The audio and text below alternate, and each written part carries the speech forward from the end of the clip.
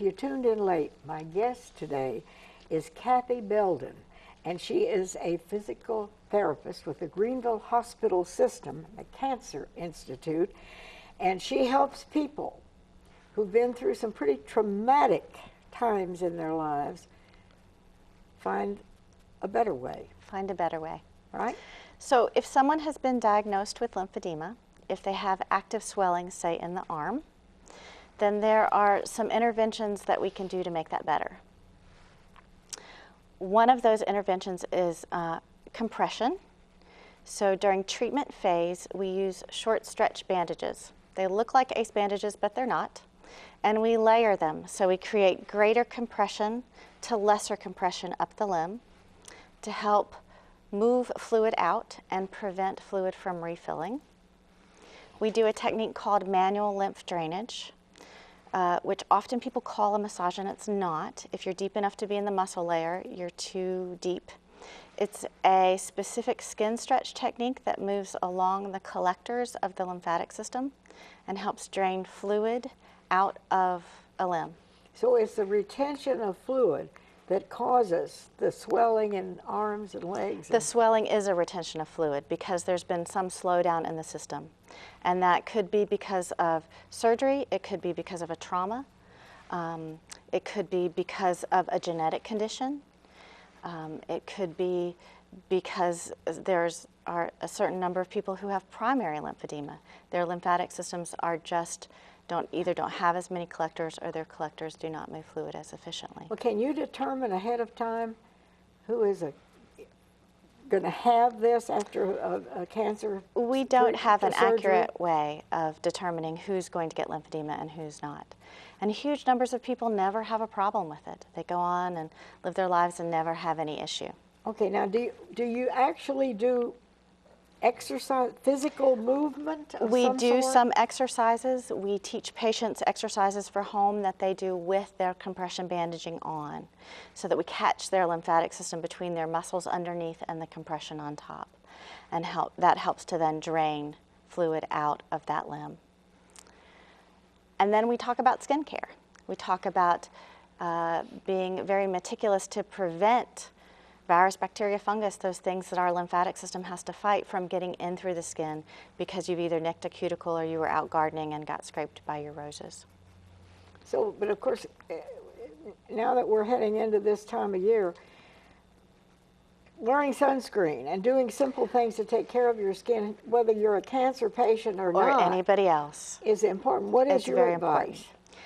I want all cancer patients to avoid burns. So I want sunscreen. I want skin protected from bug bites because that encourages us to scratch, and that now there's this nice opening in the skin.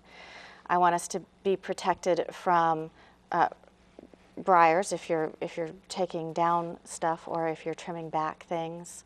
Holly and that kind of stuff. Of course, that can cause infection in anybody. Right. So this is common sense whether you're a cancer patient or not. If you're working in the garden, if you're, wear a hat, put on sunscreen. You're not telling people to stay out of the sun. But No, I'm saying protect your skin. There's not very much that we would say to anybody not to do. Those would be the things that I would tell everybody not to do. Okay. So this is across the board. Right. Right. Protect your skin. Now, physical exercise. Yes. That's something we all need to do. We all need physical exercise. In the lymphedema realm, some of the exercises we do are very basic. It's just straight plane range of motion to get the muscles to work. But now, would this be something that we could all use? I mean, you say get the muscles to work. What do you do, stretched? No, basic range of motion. We're going to be doing basic range of motion against the compression so that the muscles activate underneath it. Okay. Above that, we want progressive, moderate exercise. And that's aerobic exercise, where you're getting your heart rate up, as well as strength training. So we want people to be progressively, moderately active. I don't want people on a weekend to decide that they're going to do 4 hours when they haven't done anything. So this is common sense for all of us. Right, and that's my prescription for everybody, not just lymphedema patients. Slow and steady wins the race. Start out in a slow way and build up? Build up every day, every week, however much I can get. I'll take a little bit's better than none. And while it would be great for all of us to be doing 30 minutes 3 times a week, if I can't have that, then I'll take the 15 minutes at lunch if that's all I can get. Well, what about walking? Somebody told me that. I thought, oh, you know, you get out and you take a wonderful walk and you've given yourself a gift. And somebody said, well, that's fine, but walking is not exercise. And I said, what did you say? Enlighten us. We'd like your heart rate to get up a little bit. So just walking. I don't want you to stroll. If you're out just strolling along, looking at what plants are coming up and which birds are out, then you're probably not, you're getting great mental positives from that, because it's a wonderful thing to do for yourself. Great stress relief, but you're not necessarily getting the exercise that you need by getting your heart rate up, getting your blood pumping. So enjoy the walk, but at certain times, let's pick it up, move a little bit. Yeah, let's move a little faster. Yeah. So once patients are done with treatment phase, done with me, and that means that your measures have plateaued, your measures aren't continuing to decrease, then we get people in a compression garment. What is that? It can be anything from a plain color that you probably wouldn't notice on someone to companies that sell wild pattern ones. But basically it's compression that lessens as it gets closer to your body, and it could go on your leg, it can go on your arm. And there are lots of new compression options out there. Everyone thinks that they're going to wear, you know, awful looking garments, and there aren't. There's some very beautiful ones that are available now. So they are making progress. We are making great progress.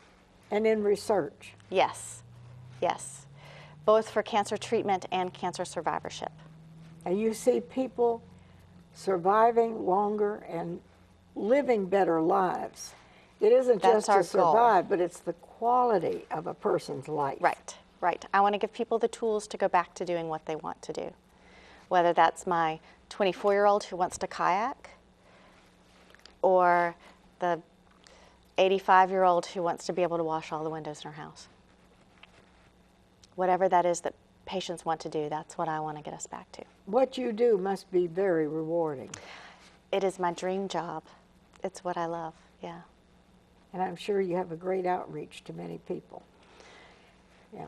We do. I want to ask you a question because you're the expert, and it may seem like a foolish question, but will we ever find a cure for cancer? I was thinking back to childhoods when parents wouldn't let a child go swimming or go to a movie theater because of polio. There was terror.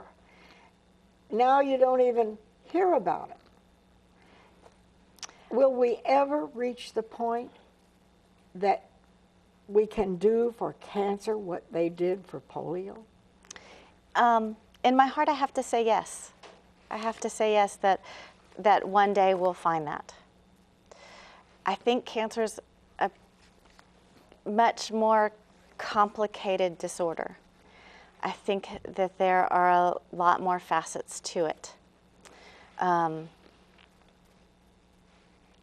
If it were as simple as developing a vaccine, I think we would have already done that. All right. But and there are many different kinds of cancer. There are so many different variations. There are so many different variations. And Western medicine is getting better at treating that. Now, one more thing. I've got the expert here. I'm going to ask you.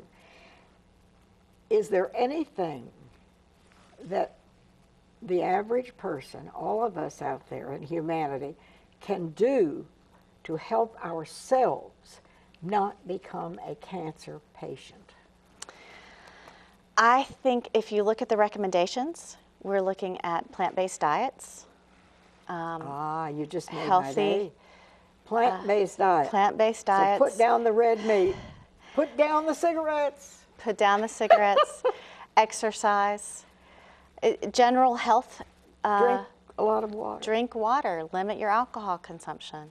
All of the wish there was something new and great, but it's basic health options. And is there something there that in your genes, if your grandmother, your grandfather, your mother, somebody had cancer, that you are more apt to have it than somebody who didn't?